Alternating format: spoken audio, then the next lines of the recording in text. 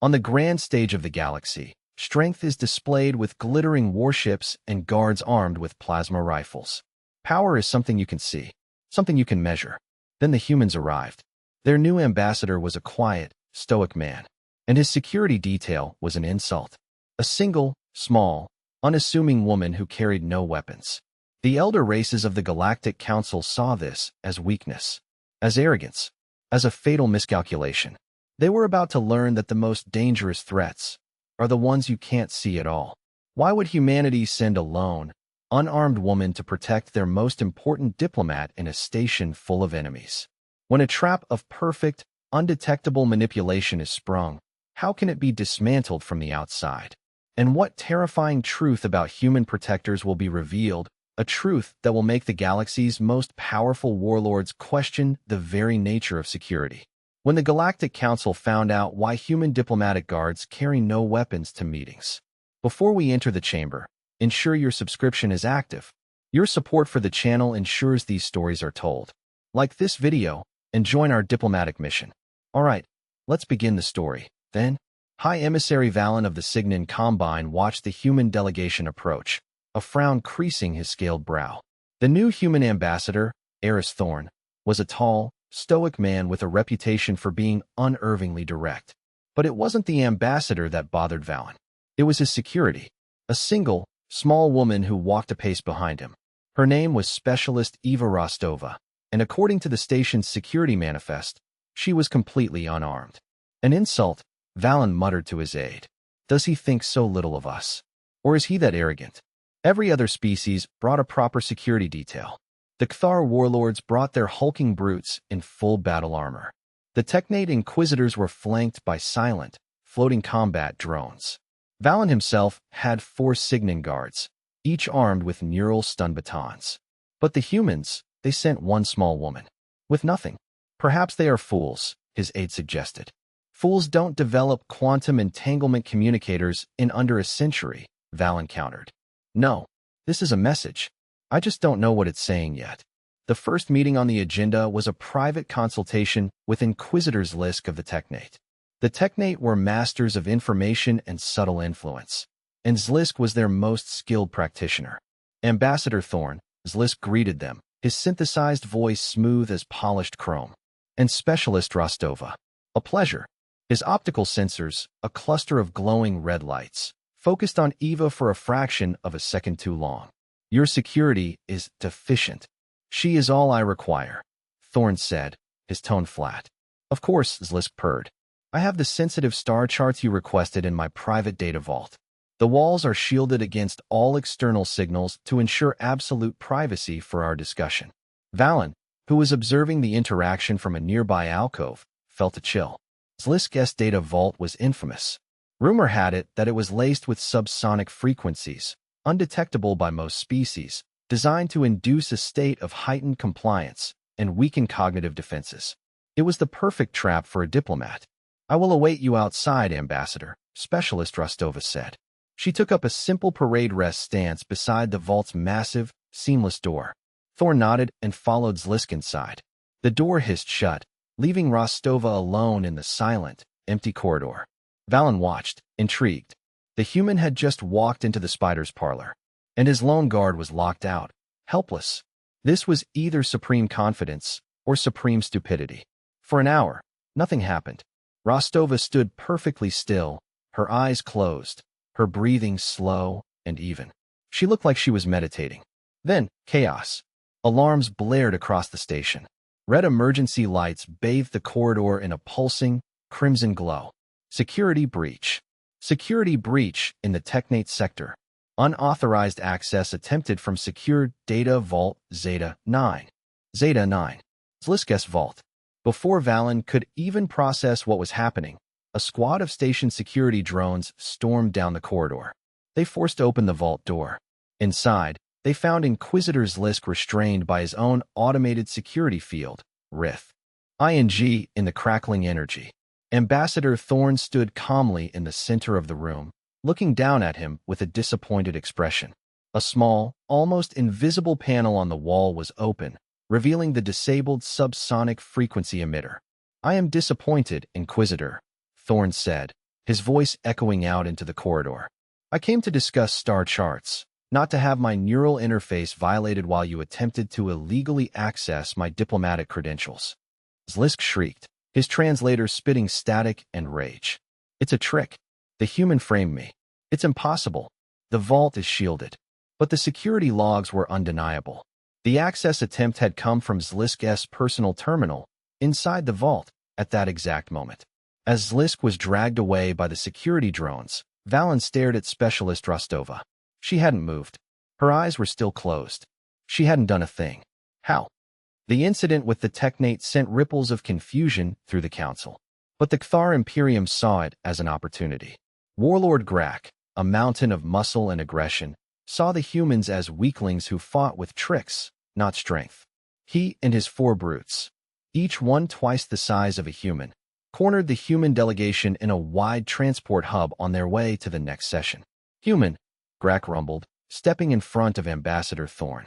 Your games of deception are an insult to this council. You hide behind tricks because you lack true strength. Warlord Grak, Thorn replied, his voice calm. We are on our way to a session. Please step aside. My guards will make you step aside, Grak sneered. Permanently. He nodded to his lead brute. Remove them. The Kthar brute lumbered forward, its massive, clawed hands reaching for Thorn. Valen was watching from a balcony above, his heart's pounding. This time there were no computer systems to hack, no alarms to trigger, just brutal, physical force. The lone human guard would be crushed.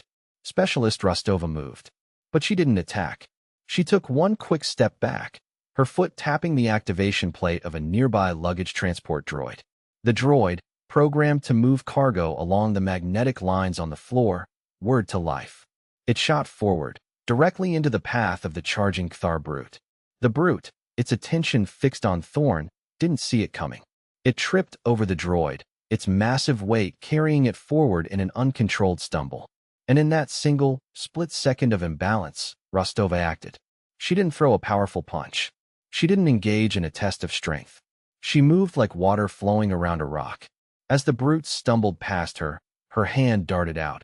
A quick, almost gentle-looking tap to a specific point just below the Kthar's armored neck ridge. The brute froze mid-stumble. Its muscles locked. Its eyes went wide with confusion. Then, it crashed to the floor, completely paralyzed, a mountain of inert flesh.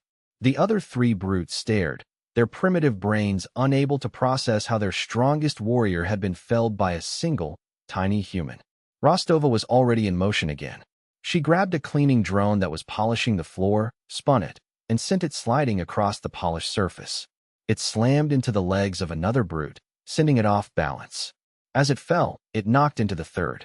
In under 5 seconds, 3 Kthar brutes were in a tangled, clumsy pile on the floor.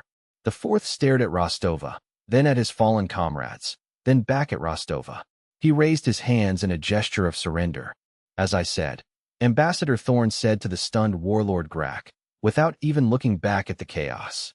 We are on our way to a session. He continued walking, Specialist Rostova falling into step silently behind him. The emergency session of the council was tense.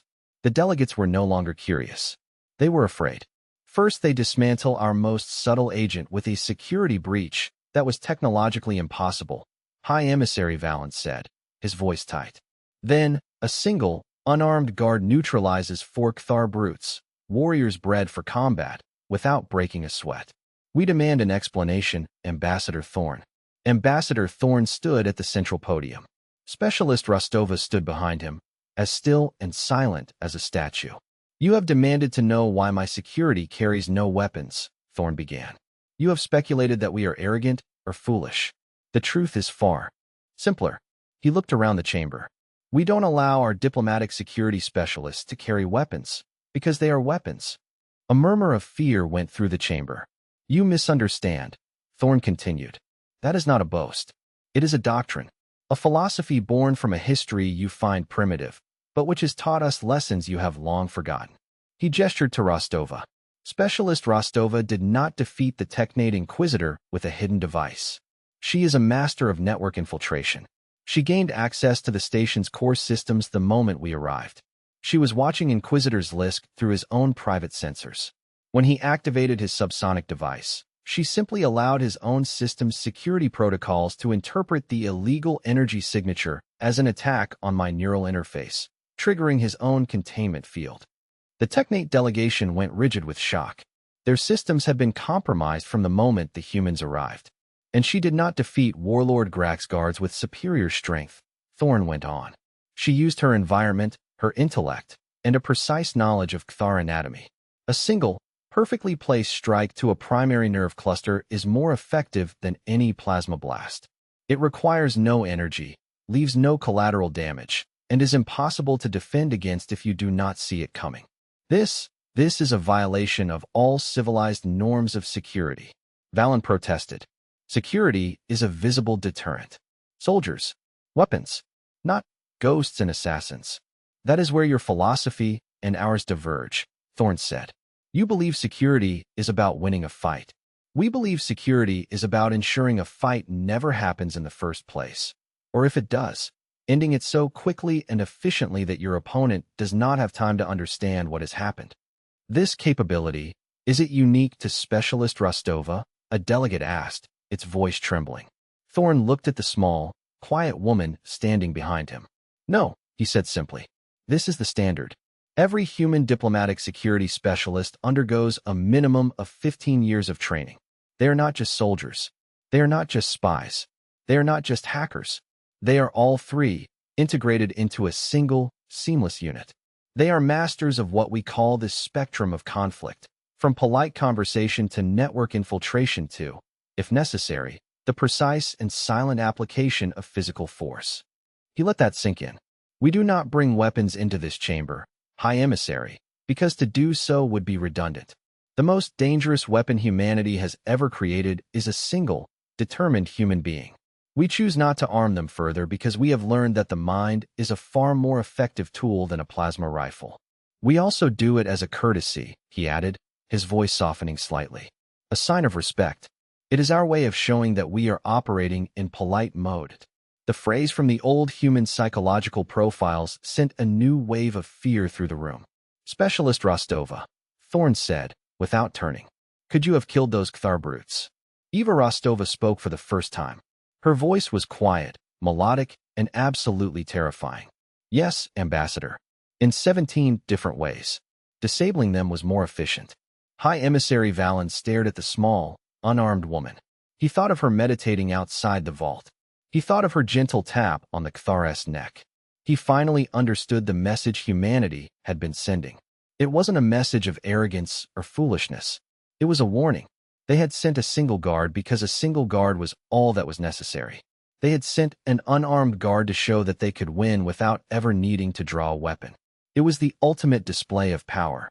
The power of a species that had learned, through 10,000 years of brutal warfare, that the greatest victory is the one your enemy never even sees coming. And as Valen looked at the quiet, unassuming human woman, he realized the Council hadn't been dealing with a primitive species. They had been dealing with the most dangerous predators the galaxy had ever known. And they had been so polite about it, no one had even noticed.